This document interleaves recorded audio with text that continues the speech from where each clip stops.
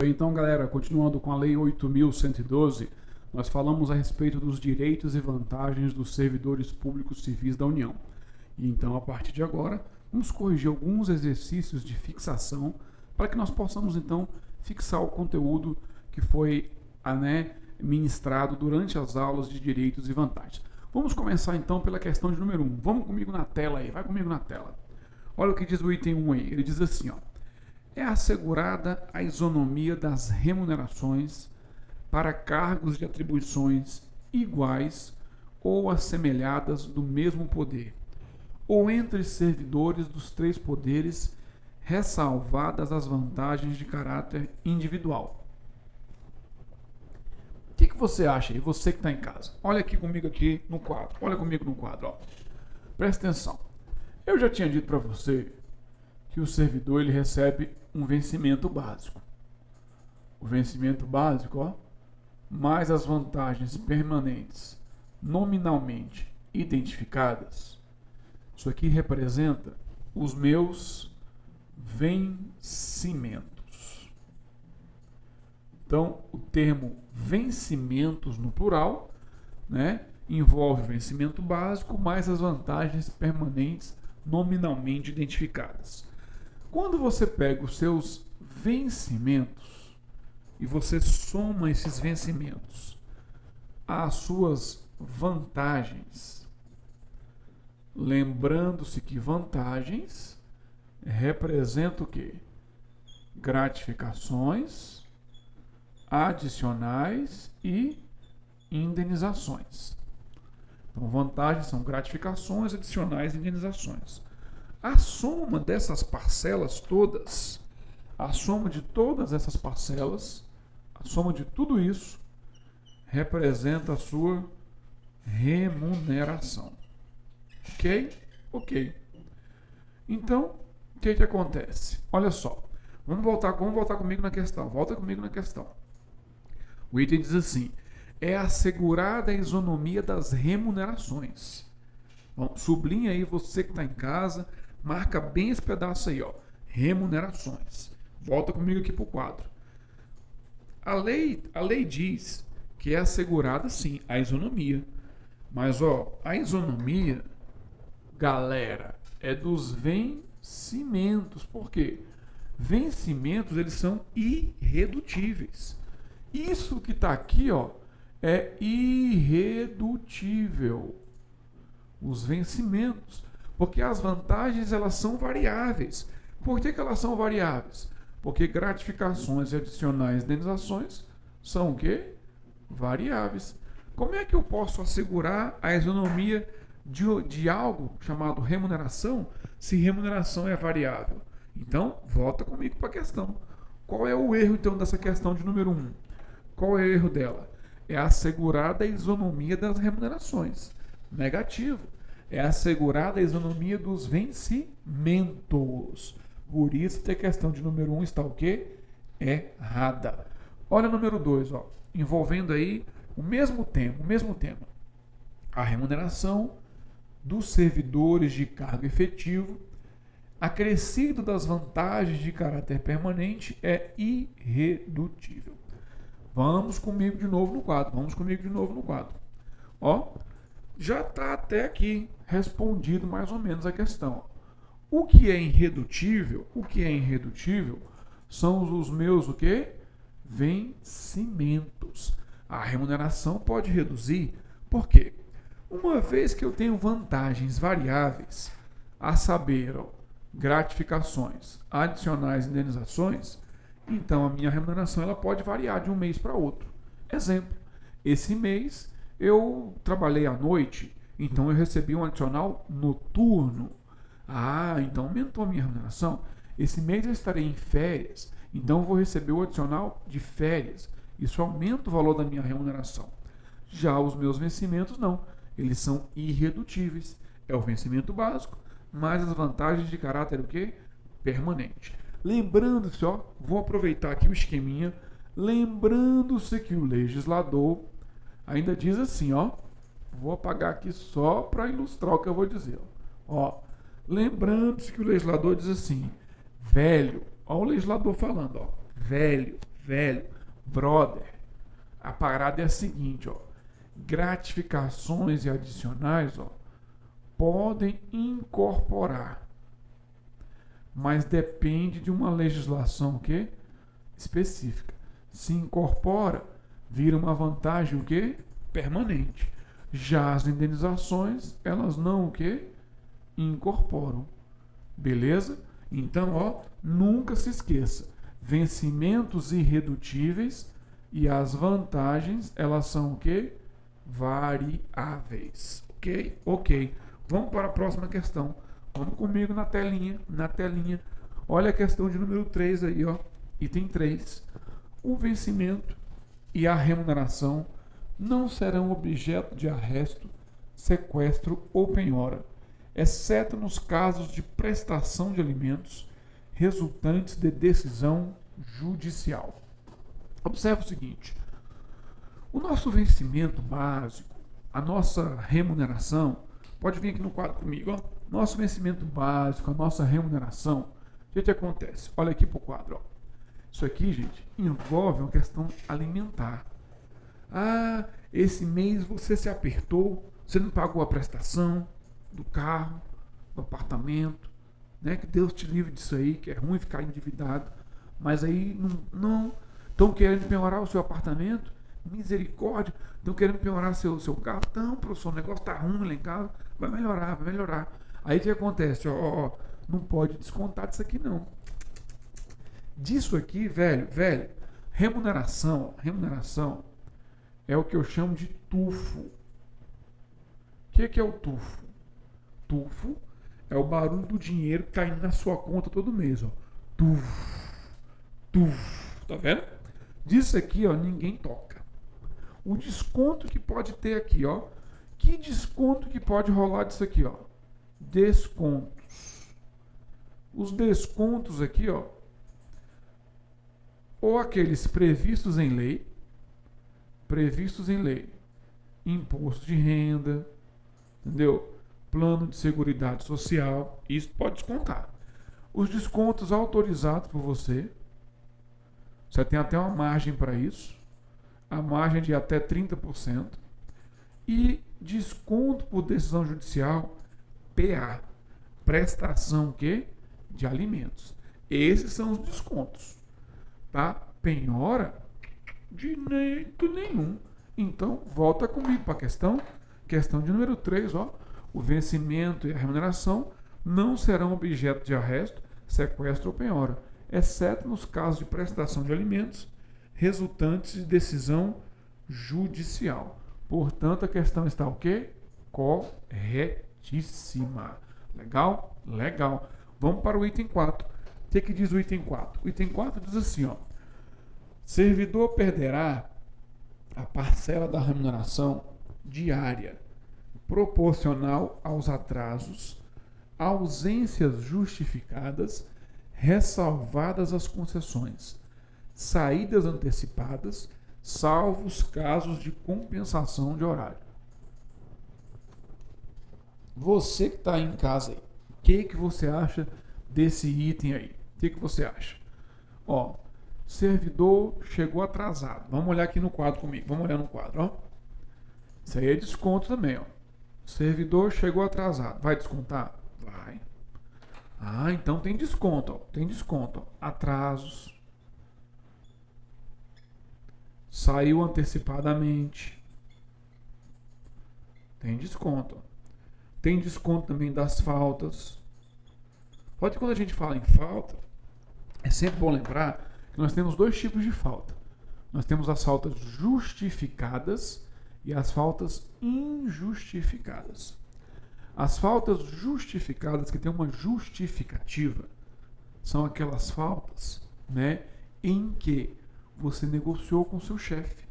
Negociou. Chefe, tem um problema particular, tem que resolver.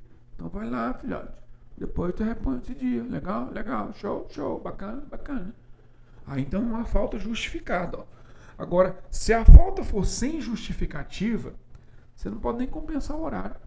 Porque o somatório de faltas injustificadas pode resultar a pena de demissão por abandono do cargo 30 dias consecutivos. por inassiduidade habitual. 60 dias de falta intercalada durante o quê? 12 meses. Então, você não pode ter esse tipo de falta injustificada. Aí as faltas justificadas, você pode sim compensar o horário. Falta justificada. Então, isso aqui tudinho você pode compensar. Tem até um mês subsequente. Agora, as chamadas concessões, elas não trazem prejuízo à sua remuneração. 1 dia para doar sangue, até 2 dias para alistamento eleitoral, 8 dias para casamento, 8 dias para falecimento. São as chamadas o quê? Concessões. Aí elas não têm prejuízo da sua remuneração. Então a questão de número 4 também estaria o quê? Corretinha. Beleza? Vamos para um próximo módulo aí. Vamos comigo na tela. Olha o que diz aqui, ó. Próximo módulo, ó. Considere a seguinte situação hipotética. Diego e Diogo são servidores efetivos do DENATRAN, Departamento Nacional de Trânsito, o qual tem sede no Distrito Federal. Foram até a cidade de Curitiba, Paraná, para realizarem uma diligência a respeito da emissão de carteiras nacional de habilitação de forma fraudulenta. Aí, olha o que acontece aí, ó. Ademais, para a realização do trabalho, o qual foram designados, ficaram na referida cidade 3 dias e 2 noites. Sendo assim, julgue os itens a seguir. Ok, o primeiro item diz assim: os servidores do DENATRAN, nessa situação, deverão receber a indenização de ajuda de custo, uma vez que tiveram que fazer um deslocamento fora dos limites do Distrito Federal. Ok, olha só, deixa eu apagar aqui o quadro para você analisar comigo o seguinte. Dentro do sistema remuneratório, nós temos então o que nós chamamos de indenizações. E dentro das indenizações, nós temos a ajuda de custo, nós temos as diárias, nós temos o auxílio moradia e a indenização de transporte. A ajuda de custo é uma indenização que se paga para o servidor quando ele muda de sede. Servidor removido de ofício, ajuda de custo. Servidor nomeado para cargo em comissão com mudança de domicílio, ajuda de custo. Quem viaja a serviço, que é o caso dos 2 camaradas aí, eles não recebem ajuda de custo, eles recebem o quê? Diárias. Então a questão de número 1 ela está errada, por quê? Porque eles vão receber o quê? Diárias, e não a ajuda de custo. Ok? Então, ó, o que esses 2 camaradas fariam direito a receber seria a indenização de diárias por estarem viajando a serviço. Então, volta comigo aí para a telinha. Ó, o item 1, então, desse bloquinho aí, está errado. Então, eles vão receber a ajuda de custo? Errado. Diárias, ok? Item 2. Na hipótese de um dos servidores não se afastar da sede por qualquer motivo, ficará obrigado a restituir as diárias recebidas no prazo de 5 dias. Realmente, olha aqui comigo no quadro, ó. Olha comigo no quadro, ó. Diárias tem um valor,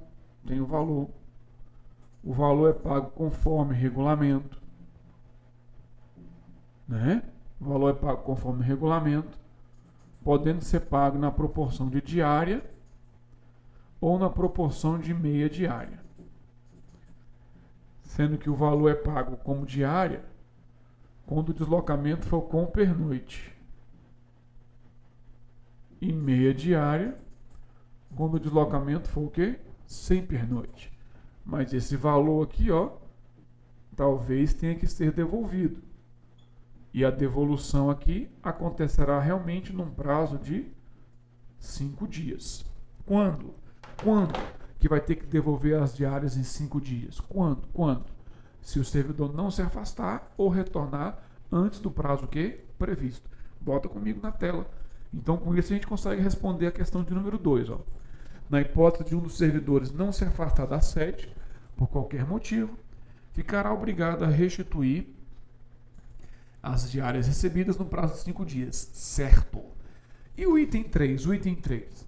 O item 3 diz assim: na situação mencionada, os servidores deverão receber 2 diárias e meia, em virtude do prazo de afastamento da sede em que exercem suas atribuições.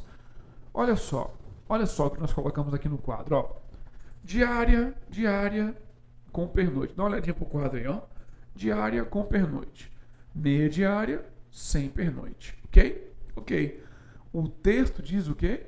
Que eles ficaram... Volta comigo pro texto. Olha o texto aí, ó. 3 dias e 2 noites. 2 noites, 2 diárias. O terceiro dia eles retornaram, 2 diárias e meia. Então a questão está ok? Correta também. Já o item 4 diz assim, ó. Todos os servidores que a serviço afastarem-se da sede em caráter eventual ou transitório, farão jus a passagens e diárias, destinadas a indenizar as parcelas de despesas extraordinárias, com pousada, alimentação e locomoção. Onde é que está o peguinha aí? Cadê o peguinha aí, professor? O peguinha está no todos. Não são todos os servidores. E isso deixaria o item errado. Tem 2 situações que o servidor não recebe diárias. Quais são as 2 situações? Primeira situação: se o afastamento da sede constituir a atribuição permanente do cargo. É uma atribuição permanente do meu cargo. Viajar a serviço. Não recebe diárias, então. Já recebo alguma vantagem permanente que viria cobrir essas despesas que já não são extraordinárias. São do dia a dia das atribuições do meu cargo. Outra situação, que eu não recebo também diárias. Se o afastamento ocorrer na região metropolitana. Então, se acontecer dentro da mesma região metropolitana, o servidor também não receberia o quê? Diárias. Ok? Então, por isso o item ficou o quê? Errado. Vamos para o próximo bloquinho de questões? Vamos lá, então. Próximo bloquinho diz assim, ó. Olha o que diz o texto. Marcos é servidor público federal, ocupante de cargo de provimento efetivo. Maria, sua cônjuge, fora nomeada para ocupar um cargo em comissão na presidência da República, de nível DAS 6. Ademais, o casal é residente na cidade de Porto Alegre, Rio Grande do Sul. Com base no texto, julgue os itens abaixo relacionados em relação às vantagens previstas no regime jurídico dos servidores civis da União. Maravilha. Beleza, então, olha aí, ó, essa questão trata de auxílio moradia. O que diz o primeiro item? O primeiro item diz assim: na situação mencionada, Maria fará jus a receber a indenização de ajuda de custo. Entretanto, não poderá receber, em hipótese alguma, o auxílio moradia, uma vez que o seu cônjuge é um servidor público federal ocupante de cargo efetivo. Olha aí, acompanha comigo aqui um resuminho para essa questão. Acompanha comigo aqui. A ajuda de custo e o auxílio moradia também são indenizações. Então, ó, a ajuda de custo e o auxílio moradia também são indenizações. Muito bem. Existe algo em comum entre os dois. Ó, a menina aí, a Maria, ela foi nomeada para cargo em comissão. Beleza. Teve mudança de domicílio? Teve. Ela mudou de unidade da federação. Então a Maria receberia tanto a ajuda de custo, quanto a princípio receberia o auxílio quê? Moradia. Uma vez que o cargo em comissão dela se encaixar como um DAS o quê? 6. Então, o único fato do cônjuge da Maria ser servidor público federal não impede ela de receber o auxílio moradia. A Maria, nesse caso, ela se encaixa na possibilidade de receber as duas indenizações. A ajuda de custo, em Porto Alegre, Brasília. O aluguel, auxílio moradia. Então a questão ficou errada, dizendo que ela não receberia em hipótese alguma, ok? Vamos para o próximo item. O próximo item diz assim: na situação mencionada, Maria não poderá receber o auxílio moradia caso Marcos venha ocupar um imóvel funcional. Aí esse item já está correto. Por quê? O fato do servidor, né, ocupar um imóvel funcional impede ele de receber o auxílio quê? Moradia. Correto. Item 3. Considerando o texto, caso o casal fosse proprietário de imóvel no Distrito Federal, o auxílio moradia não poderia ser pago a nenhum dos servidores. Realmente, o auxílio moradia ele não pode ser pago a nenhum dos servidores, caso eles tenham um imóvel. O servidor que é proprietário de imóvel, o servidor que foi proprietário de imóvel nos últimos 12 meses, ele não faz jus a receber o auxílio moradia. Então, o item 3 aí estaria o quê? Correto também. Vamos para o item 4. O auxílio moradia poderá ser pago mesmo nos casos de alteração de lotação do servidor, ou ainda nos casos de nomeação para cargo efetivo. Aí nós temos um erro aí, ó. Auxílio moradia não se paga para quem é nomeado para cargo efetivo. Quem é nomeado para cargo efetivo, ele não tem direito a isso. Esse direito é assegurado para quem é nomeado para cargo em comissão, de níveis DAS 4, 5 ou 6, CNE ou ministro de Estado. Ok? Então a questão 4 é errada. E o item 5. Nos casos de falecimento, exoneração ou ainda colocação de imóvel funcional à disposição do servidor ou aquisição de imóvel, o auxílio moradia continuará sendo pago por mais um mês. Verdadeiro item. O auxílio moradia é um tipo de despesa comprovada. Então, o que acontece? Se é uma despesa comprovada, então a pessoa tem direito a receber, nesses casos aí, por mais um mês, o valor do auxílio moradia. Lembrando-se que ele tem valor mínimo de R$ 1.800, de acordo com a legislação vigente, e valor máximo 25% da remuneração do ministro de Estado, ok? Vamos para o próximo bloquinho de questões. Vamos lá então. Próximo bloquinho de questões. Diz assim, ó. Considere a seguinte situação hipotética. Vanessa é servidora pública federal há 15 meses e decidiu fazer uma viagem de férias para a sua cidade natal. Sendo assim, julgue os itens a seguir em relação às férias dos servidores públicos. Item 1. Ela é vedado levar em conta nas férias qualquer falta ao serviço. Olha aí, ó. Olha aí, vamos fazer um esqueminha das férias aqui também. É sempre bom lembrar, ó, que férias é um direito do servidor. E o servidor realmente, ó, ele não pode descontar das férias nenhuma falta que ele tenha tido ao serviço. Faltou o trabalho, vai descontar o quê? Da remuneração proporcional. Das férias, negativo. Férias é descanso remunerado. Você tem quantos dias para descansar? 30 dias por ano. Sendo que na primeira vez, né? Primeira vez, ó, 12 meses de exercício. Aí, no período de férias, então, você não pode descontar nenhuma falta, ok?